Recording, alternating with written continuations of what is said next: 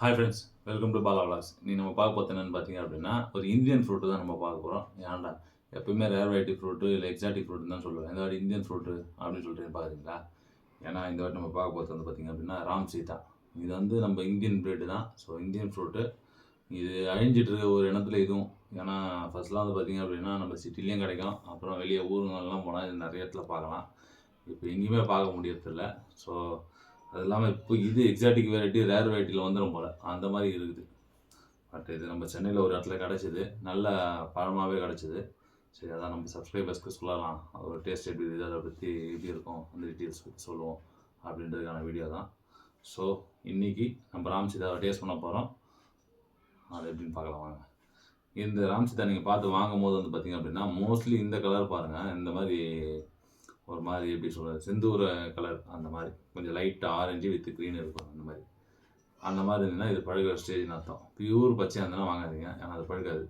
So இதில் பார்த்திங்கன்னா அங்கங்கே லைட்டாக கருப்பு இருக்குது பார்த்தீங்களா, இது பழுக ஸ்டார்ட் ஆகிடுச்சு. இப்போ இது நல்லா பழுத்த பழம், இப்படி அமுங்குது வரும், அதுதான்.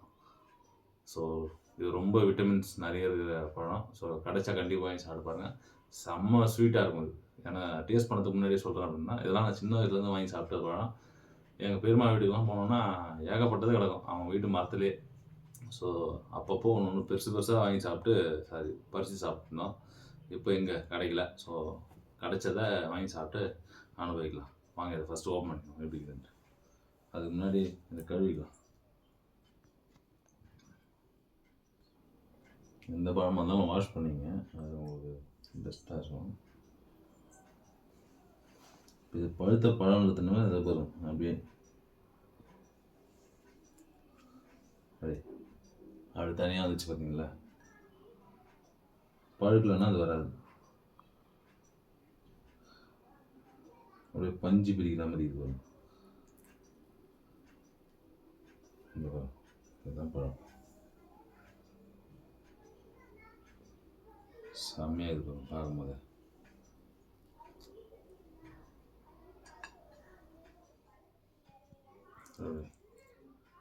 பெரிய பழமாக இருந்தால் இன்னும் சதை அதிகமாக இருக்கும் அந்த பழத்தில்.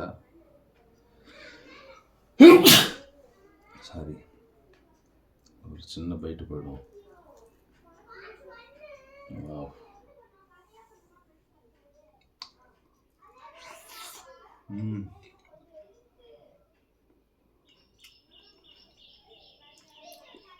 வாயில் பட்டவனே இனிப்பு தான். இந்த ஃப்ரூட் அவ்வளோ டேஸ்ட்டு. நம்ம லாஸ்ட்டாக ரீசெண்டாக சாப்பிட்ட இந்த பர்சிமன் ஃப்ரூட் சாப்பிட்டோம் பார்த்தீங்களா, அதை விட செம்ம இனிப்பு. இதோட அது இனிப்பாக இருந்தது, அவ்வளோ இனிப்பாக இருந்தது. பட் இதில் பார்த்தீங்க அப்படின்னா எல்லோரும் சாப்பிடக்கூடிய அளவுக்கு அந்த இனிப்பு இருக்கும். சீதாப்பழம் பிடிக்காதுன்னு சொல்கிறவங்க யாருமே இருக்க மாட்டாங்க. அதில் இந்த ராம் சீதா பார்த்தீங்க அப்படின்னா அப்படி ஒரு ரேர் வெரைட்டியான ஃப்ரூட் ஆகிடுச்சு. இப்போது செம்ம டேஸ்ட்டாக இருக்குது. கண்டிப்பாக எனக்கு சாப்பிட்டு பாருங்க.